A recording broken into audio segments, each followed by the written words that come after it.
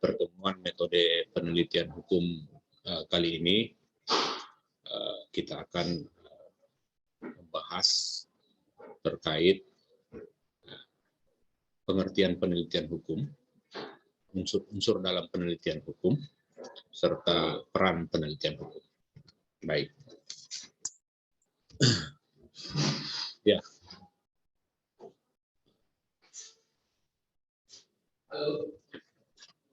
Para peserta didik yang amat saya banggakan, ya, ini adalah metode penelitian hukum pertemuan kedua. Ya. Jadi kita membahas tentang yang tadi saya telah sampaikan bahwa pengertian penelitian hukum, ada unsur-unsur penelitian dan fungsi penelitian hukum. Tentu di sini kenapa kemudian kita akan melakukan metode penelitian hukum, kita belajar metode penelitian hukum, ya kita pahami dulu pengertian daripada penelitian hukum. Jadi di sini penelitian hukum merupakan rangkaian kegiatan. Jadi banyak kegiatan ya yang kita lakukan, karena di sini adalah rangkaian kegiatan dengan metode yang ilmiah dalam mencari kebenaran dengan cara sistematis, utuh, dan konsisten. Ya. Jadi ingat bahwa kita berupaya untuk mencari kebenaran secara utuh, ya, sistematis, utuh,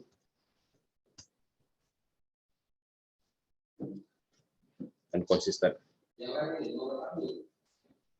Jadi ini adalah, kalau penelitian hukum merupakan sebuah kegiatan ilmiah ya yang didasarkan pada metode, sistematika, dan pemikiran tertentu.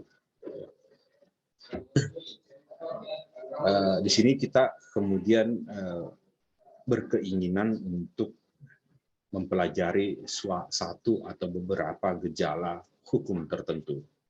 Jadi di situ pengertiannya Anda bisa merumuskan pengertian daripada penelitian hukum dari apa yang saya telah sampaikan tadi, yaitu berupa serangkaian kegiatan dengan metode ilmiah.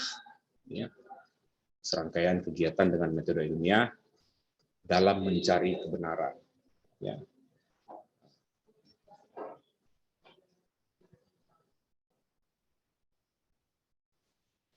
Ya. Dengan cara sistematis, utuh, dan konsisten. Nanti ini kemudian harus diterapkan menurut definisi ini. Ya. Dalam kita pahami dulu apa itu pengetahuan, ilmu, dan ilmu pengetahuan. Tentunya kalau sebuah pengetahuan itu tidak memerlukan sebuah perencanaan, ya, dia tidak memerlukan sebuah perencanaan untuk pengetahuan. Pengetahuan apa yang kita miliki, pengetahuan kita berdasarkan dari pengalaman, ya, dan itu tidak memerlukan sebuah pertanggungjawaban, nggak memerlukan sebuah pertanggungjawaban dalam memaparkan pengetahuan itu. Ya, itu tidak menjadi syarat. Kalau ilmu ini perlu untuk kita pertanggungjawabkan di mana kita mendapatkan ilmu itu. Ya, jadi itu bedanya. Jadi ketika kita memaparkan sebuah ilmu, ya syaratnya adalah pertanggungjawaban. Di mana kita menemukan ilmu itu? Bagaimana kita mendapatkan ilmu itu? Itu pertanggungjawaban. Kemudian kita berbicara terkait ilmu pengetahuan. Dalam membentuk sebuah ilmu pengetahuan, Ya,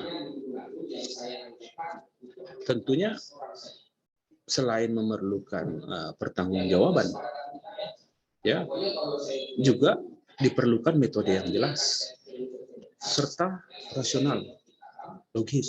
Itu semua syarat yang penting dalam sebuah ilmu pengetahuan. Nah, metode penelitian ini yang kemudian menjadi sebuah hasilnya nanti, luarannya dari pengaplikasian dari metode penelitian hukum ini nantinya menjadi sebuah ilmu pengetahuan hukum. Olehnya, dalam membentuk ilmu pengetahuan hukum melalui metode penelitian hukum yang kita pelajari, ya tentu nanti Anda kemudian mempertanggungjawabkan menggunakan metode yang jelas secara sistematis, utuh, ya, konsisten, mempertanggungjawabkan, harus rasional, logis dalam membuat sebuah karya ilmiah yang menjadi sebuah ilmu pengetahuan hukum. Ya, jadi itu pengertian. Jadi bahkan Peter Mahmud Marzuki menyatakan bahwa penelitian hukum adalah suatu proses menemukan aturan hukum, prinsip-prinsip hukum maupun doktrin-doktrin hukum guna menjawab isu-isu hukum, yang dihadapi. Ya. Bisa dipahami terkait pengertiannya ini, ya. Jadi setelah kita memahami pengertian penelitian hukum, maka tentu kita menerapkan apa yang dinyatakan dari pengertian ini. Ya. Kita akan menerapkan, kita akan mengaplikasikan, ya. Setelah kita mempelajari metode penelitian hukum ini, kita mengaplikasikan sesuai dengan definisinya. Ingat, diperlukan sistematika, diperlukan metode, ya, diperlukan keutuhan, diperlukan konsistensi dalam mengkaji sebuah masalah penelitian hukum, supaya Anda segera mendapatkan solusi, ya, Anda mendapatkan jawaban dari hasil penelitian hukum yang Anda jalankan. Ya, ini harus dipahami dulu pengertiannya. Jangan sampai kemudian kita tidak mengikuti syarat-syarat dari metode penelitian hukum sehingga kita membuat sebuah metode sebuah karya ilmiah yang mungkin saja tidak berkesesuaian dengan apa yang diinginkan oleh ilmu hukum dalam pengembangan ilmu hukum. Ya, jangan sampai Anda memberikan gambaran, ya, terkait masalah-masalah sosial saja, bukan masalah hukum. Ya, jangan sampai tersesat ke arah sana.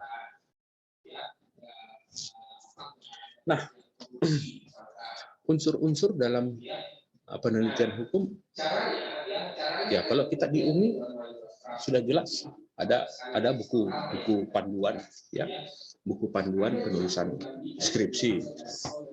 Ya, di situ tertuang unsur-unsur dalam penelitian hukum.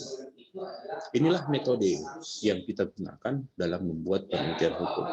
Jadi mata kuliah ini kebanyakan praktik nanti. Ya, setidaknya unsur-unsur ini harus ada sehingga menjadi atau memberikan syarat, ya, mengaplikasikan syarat-syarat metode penelitian hukum sehingga ia menjadi sebuah ilmu pengetahuan hukum. Ya. Jadi kalau Anda kemudian telah belajar terkait metode penelitian hukum, diharapkan memang luarannya mahasiswa-mahasiswa yang mengikuti kegiatan pembelajaran ini diharapkan memang mereka nanti mampu membuat sebuah ilmu pengetahuan hukum dalam bentuk karya ilmiah, skripsi misalnya dalam tataran S1 ini. Ya. Ya, itu karya ilmiah Anda. Anda mengaplikasikan metode penelitian hukum ini. Apa saja unsurnya? Jadi Anda kemudian memunculkan dulu unsur-unsur dalam penelitian hukum. Ya, tentunya dalam penelitian hukum dia memiliki judul. Ya, dia memiliki judul penelitian hukum. Kemudian ia memiliki pendahuluan. Ya. Ia memiliki pendahuluan, ya. Ia memiliki rumusan masalah, ya. Jadi ini gambaran, ya, gambaran anatominya lah istilahnya, ya. Susunannya menjadi sebuah bangunan yang utuh. Ini konstruksinya, Anda mengkonstruksikan seperti itu. Ada judulnya, ada pendahuluannya, ada rumusan masalah yang timbul dari pendahuluan itu yang Anda ceritakan. Kemudian ada manfaat penelitian, tujuan penelitian, ya. Itu nanti juga menjadi bagian daripada penelitian. Untuk dalam tataran proposal, hasil maupun skripsi, bagian ini pasti ada. Jadi proposal itu hanya minus hasil penelitian. Semua yang lainnya ada, hanya minus hasil penelitian. Jadi itu saja bedanya antara hasil penelitian dengan proposal Anda. Ya, hasil penelitian sebuah penelitian hukum yang utuh, terdiri dari semua unsur dalam penelitian hukum. Kalau proposal, kita hanya menawarkan sesuatu hal yang ingin kita kaji lebih dalam, ya, ingin menemukan kebenaran, ya, tapi tanpa hasil. Itu perbedaan. Nah, setelah kita membuat tujuan dan manfaat penelitian hukum, nantinya kita masuk kepada bab selanjutnya, yaitu bab 2. Tentunya ada tinjauan pustaka. Tinjauan pustaka ini adalah bagian daripada unsur penelitian. Kemudian masuk pada bab selanjutnya, yaitu metode penelitian. Dan yang selanjutnya adalah daftar pustaka atau referensi yang Anda gunakan. Ya. Gitu. Jadi dalam penelitian hukum itu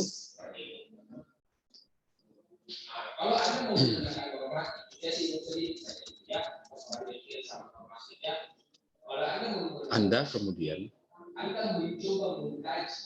membuat unsur-unsurnya dulu. Dari judul sampai daftar pustaka.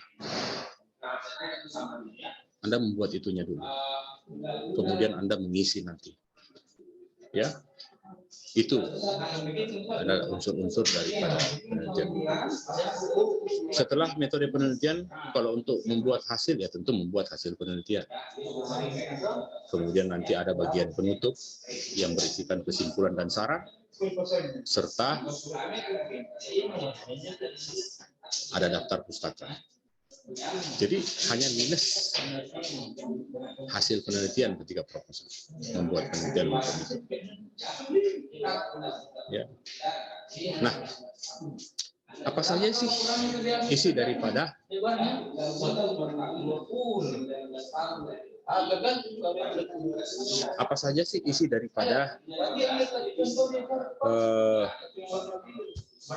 pendahuluan itu? Jadi isi daripada pendahuluan ini kadang orang atau mahasiswa sulit membuat pendahuluan karena tidak mengetahui apa saja sih unsur-unsur yang terdapat dalam pendahuluan tersebut. Ya. Nah, ini harus Anda pahami betul apa yang saya sampaikan. Kalau perlu dicatat ya, Bapak Ibu sekalian. Dalam pendahuluan, dalam penelitian hukum itu, ada dasolen, ada dasein. Di mana dasolen kita berbicara tentang apa yang seharusnya menurut hukum, ya, yang berkesesuaian dengan judul, dan dasarnya adalah bagaimana fakta hukum itu di lapangan. Ya, jadi Anda memperlihatkan dalam bagian pendahuluan ini adanya gap antara, ya, adanya jurang pemisah, ya, adanya perbedaan antara apa yang seharusnya dan apa realitasnya. Ya, biasanya saya menginginkan sebuah gambaran bahwa bagaimana sih yang seharusnya menurut judul penelitian Anda, ya, menurut aturan-aturan hukumnya apa sih yang dinyatakan dalam aturan hukum? Itu dasolannya. Apa sih yang dinyatakan dalam aturan hukum terkait objek kajian yang kita ingin teliti? Lalu bagaimana sih realitasnya, realitas hukumnya? Bagaimana sih hukum ini di tengah masyarakat? Ya. Nah, ini yang perlu dipaparkan dalam penelitian hukum ini.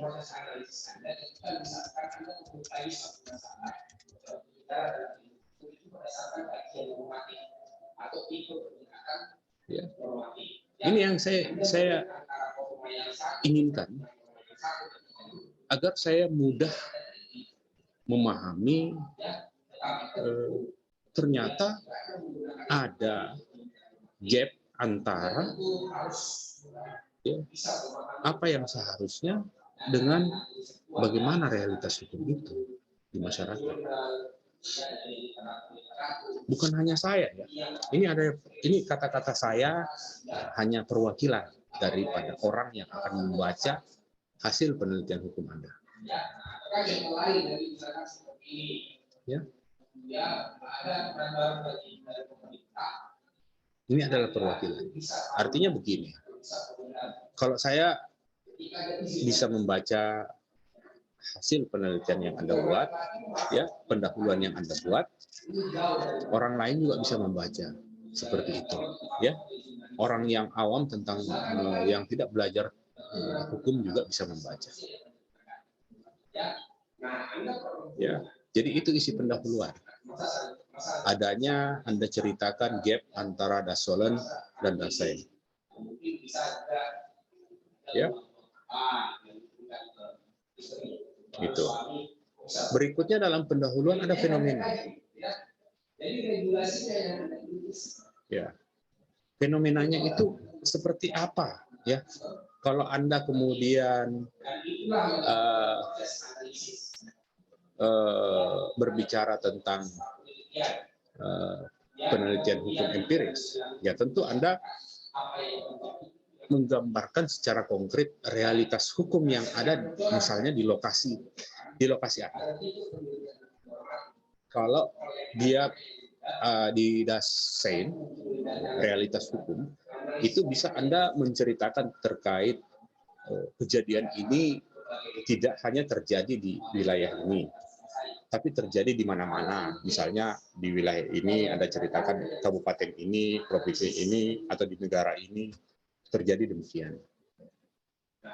Fenomenanya Anda bisa bercerita terkait tempat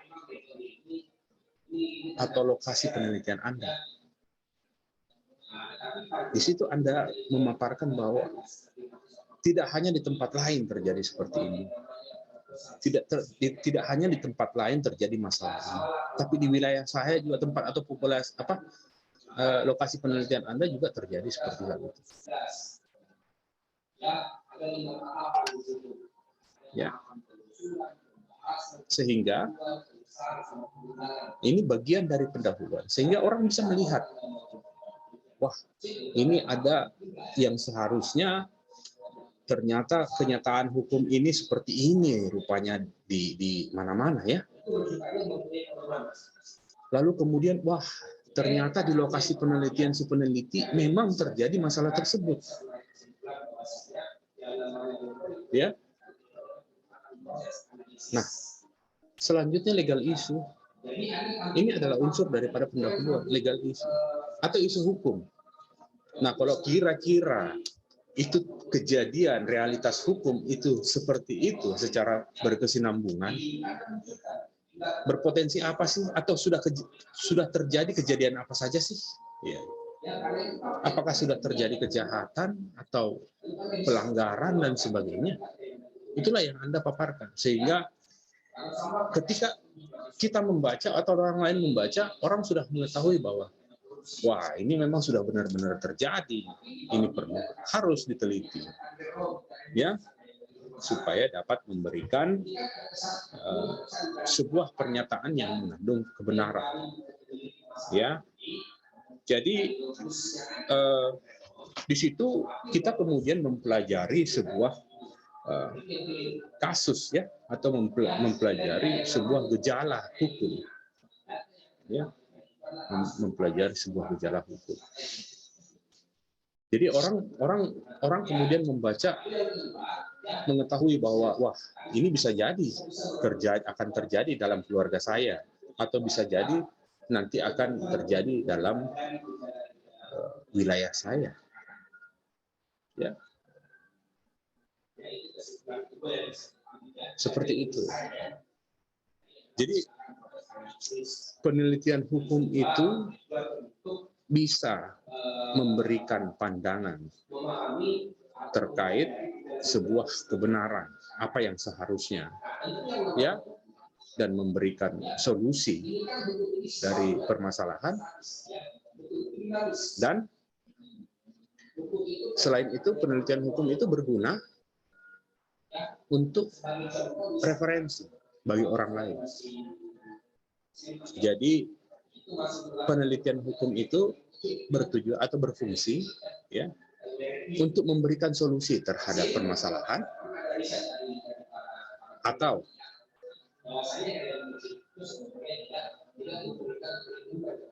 memberikan referensi bagi pembacanya, memberikan petunjuk bagi pembacanya. Ya, misalnya, ya, narkoba itu dilarang. Dasolannya bagaimana sih? Undang-undang apa sih yang dipakai? Gitu. Penyalahgunaan narkotika itu. Ya. 35 tahun 2009. Anda merujuk ke situ. Kalau undang-undang dasar, di mana sih? Pasal yang mana sih? Ya. Kemudian ada nggak sih tap MPR-nya? Ada nggak sih undang-undangnya? Ada nggak sih peraturan pemerintahnya? Dan seterusnya dan seterusnya. Ya, wah, setelah itu pembaca kemudian melihat, wah, memang ini yang seharusnya.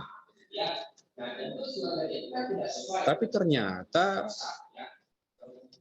terjadi ketidakpatuhan terhadap semua regulasi yang kita ungkapkan tersebut. Ada kemudian orang-orang yang dinyatakan memiliki wibawa dari lembaga yang dia dia berada pada suatu lembaga, dia memiliki kewibawaan dari lembaga tersebut, kemudian dia malah menyalahgunakan narkoba. Itu memperlihatkan dasarnya bahwa ternyata dalam realitas hukum ini nggak jalan. pengaturan ini nggak jalan. Anda mulai bercerita tentang fenomena, misalnya.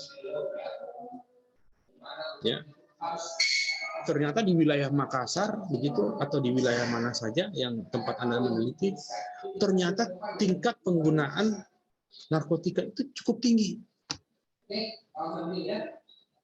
Jadi tidak hanya di mana-mana di tempat lain, tapi di tempat Anda juga ternyata cukup tinggi. Ini Anda sudah mulai bercerita fenomena yang terjadi di wilayah Anda. Nah, kemudian Anda bercerita, kalau begini terus kejadiannya, ya, potensi apa yang bisa terjadi? Anda sudah bisa mulai berpikir, atau sudah apa yang terjadi? Apa yang sudah terjadi? Ya.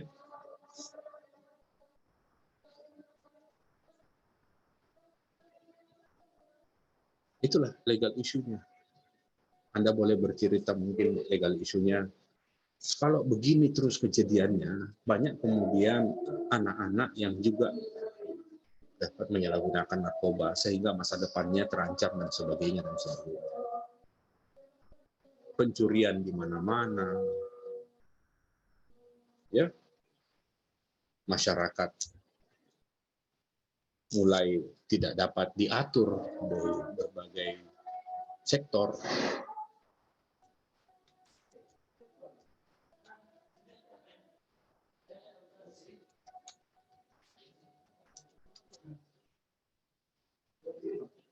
Ya. Jadi itu legal issue. Nah, muncullah rumusan masalah di dalam situ. Muncul rumusan masalah. Ya. Mungkin Anda ingin meneliti dalam sebuah kajian empiris, ya, apa sih penyebab sehingga masyarakat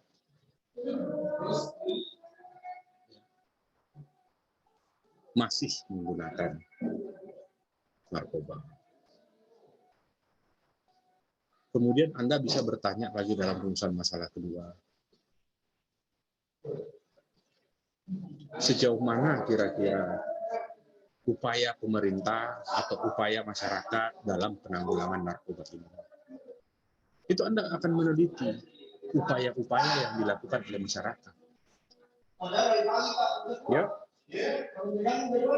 Nah, inilah unsur dalam pendahuluan tersebut. Kemudian Anda membuat tujuan penelitian dan manfaat penelitian. Ya tentu tujuannya untuk menjawab masalah pertama adalah Anda ingin memperlihatkan kepada masyarakat sesuatu faktor penyebab sehingga orang menyalahgunakan narkoba.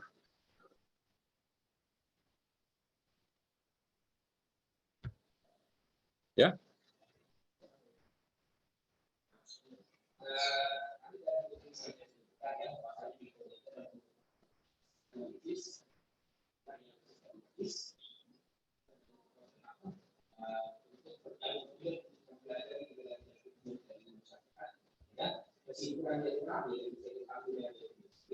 Itu yang pertama.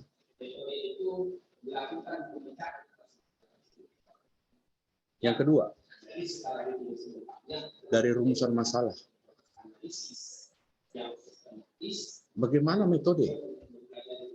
Atau apa saja metode yang dilakukan? Misalnya masyarakat dalam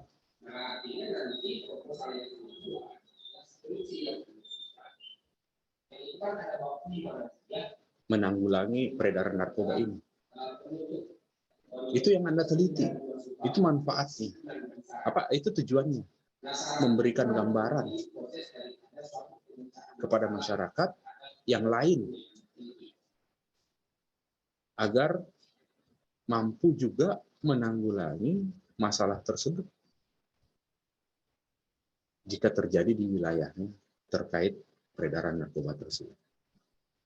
Itu salah satu bentuk contoh tujuan daripada penelitian itu. Di bagian tujuan penelitian. Manfaat penelitian, ya tentu Anda bisa sinkronkan antara rumusan masalah dan tujuan penelitian. Apa manfaat dari praktis, apa manfaat teoritis, Anda boleh mencantumkan sesuai dengan penelitian. Nah, sekarang kita masuk dalam unsur dalam tinjauan pustaka. Ya. Tinjauan pustaka itu berisikan definisi, semua definisi-definisi, semua aturan-aturan hukum yang Anda gunakan. Mungkin sejarahnya Anda ceritakan di dalam tinjauan pustaka melalui hasil bacaan Anda. Ya, prinsip-prinsip hukum yang Anda gunakan, norma-norma hukum yang Anda gunakan, itu semua dalam tinjauan pustaka. Jadi nggak ada lagi dalam pendahuluan, nggak ada lagi dalam hasil. Ada misalnya hukum adalah, itu udah tuntas dalam tinjauan pustaka. Jadi ketika orang ingin mengetahui, orang yang bukan hukum ingin mengetahui apa sih itu hukum, dia membaca di tinjauan pustaka. Nggak usah lagi ditaruh di pendahuluan atau di hasil.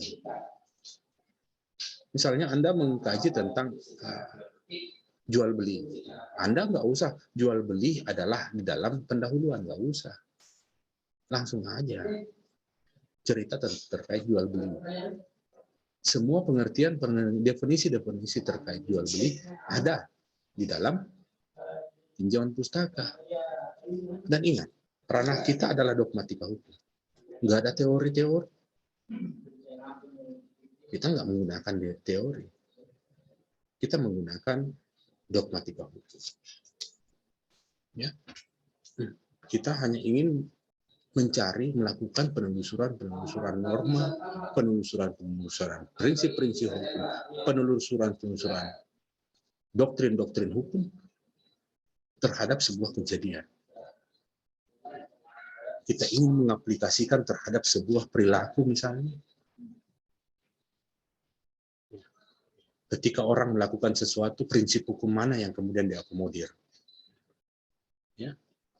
Atau norma hukum mana yang kemudian dia jalankan? Atau doktrin mana yang kemudian diaplikasikan oleh orang? Itu dalam ranah dogmatika hukum. Jadi kita tidak sampai pada tataran menganalisis dengan menggunakan teori ilmu hukum. Karena itu adalah ranahnya dalam stratifikasi ilmu hukum, itu adalah ranahnya S2. Dan filsafat itu adalah ranahnya S3.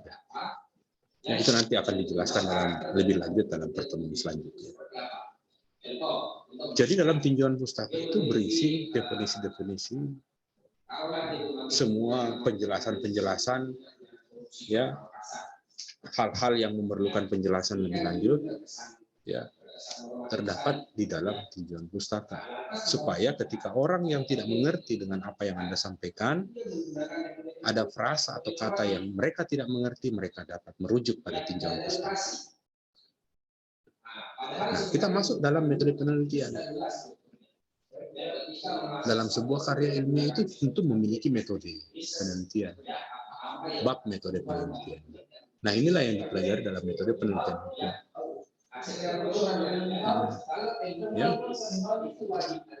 Dia mengandung unsur penelitian empiris. Nanti kalau Anda beli pedomannya ada di situ unsur-unsurnya. Bagaimana sih membuat penelitian hukum empiris dan penelitian hukum normatif. Pada intinya begini. Dalam bab metode penelitian hukum ini, Anda bercerita metode apa yang Anda gunakan dalam penelitian hukum ini. Bukan metodologi.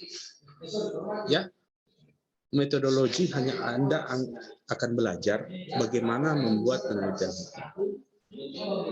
Nah, ketika Anda mengaplikasikan, nah itulah yang Anda ceritakan dalam bab tersebut. Penelitian apa yang Anda gunakan? Empiris kah terhadap hukum atau normatif? Sebutkan. Ya, sebutkan metode ini yang Anda gunakan. Tipe penelitian ini. Alasannya seperti ini. Ya.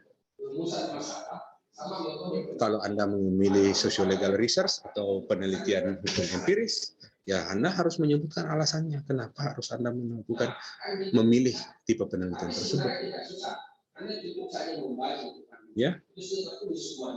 Jadi metode penelitian, bab metode penelitian itu adalah bab yang menceritakan cara Anda melakukan penelitian. Itu yang Anda janjikan, bahwa saya akan melakukan penelitian seperti ini. Itulah yang Anda paparkan dalam seminar proposal. Saya akan melakukan seperti ini. Saya akan mewawancarai 100 orang dari 1000 populasi yang ada. Saya akan mewawancarai atau saya melakukan observasi, saya akan melakukan ini, saya akan melakukan penelusuran di internet, saya akan melakukan FGD, saya melakukan ini. Itu yang Anda paparkan semua dalam metode penelitian. Jadi sehingga itu tidak menjadi kehendak bebas Anda. Jadi itu betul-betul metode itu diterapkan dalam metode penelitian hukum, ya, dalam proposal Anda, dan itulah yang Anda janjikan, dan itulah yang harus Anda penuhi sebagai prestasi Anda. Ya, itulah yang Anda penuhi. Jadi kita sudah bisa melihat apa sih sebenarnya fungsi dan tujuan daripada penelitian hukum itu. Ya, kita menginginkan menjawab isu-isu yang sedang dihadapi. Tadi isi narkoba, bahkan narkoba udah masuk pesantren gitu. Ceritanya kita mau meneliti itu kita berupaya untuk menjawab isu-isu yang ini.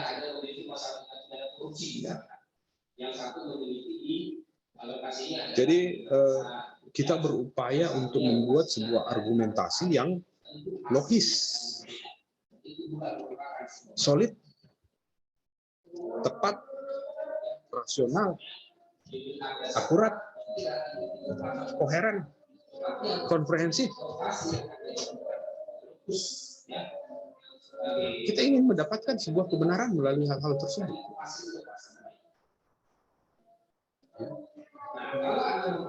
Jadi membentuk sebuah ilmu pengetahuan melalui metode penelitian hukum, membentuk sebuah ilmu pengetahuan hukum melalui metode penelitian hukum.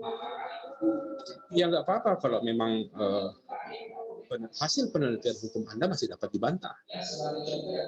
Nggak apa-apa.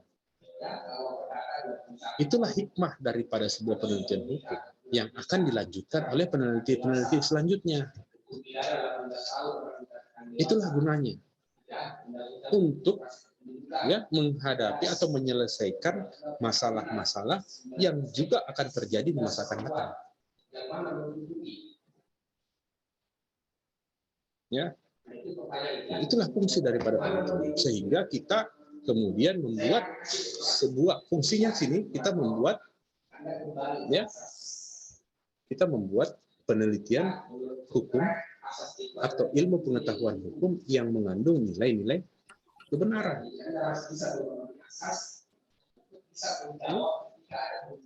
Dapat dipertanggungjawabkan. Iya, memang dapat dipertanggungjawabkan. Anda sudah menyebutkan, saya akan mewawancarai 10 orang dari 100 populasi. Saya udah tanya, ini jawabannya seperti ini. Jawabannya seperti ini. Itu kan dilakukan penelitian. Tidak kemudian hanya hasil imajinasi Anda saja yang kemudian seakan-akan saya akan bertanya ini, jawabannya ini. Seakan-akan Anda berdiskusi atau saling tanya jawab dalam pemikiran Anda. Enggak. Ini benar-benar dilakukan penelitian. Kalau memang Anda harus mewawancarai, ya, laksanakan wawancara.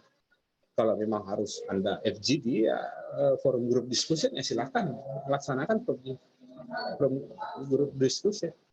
Ketika Anda janjikan dalam metode penelitian itu harus memberikan kuesioner, ya jalankan kuesioner itu. Hasil yang apapun hasil dari kuesioner itu adalah hasil penelitian. meskipun masih memiliki tingkat relativitas, ya, belum mengandung sebuah kebenaran yang sepenuhnya, tapi itulah faktanya setelah Anda menjalankan metode tersebut. Ya, seperti itu.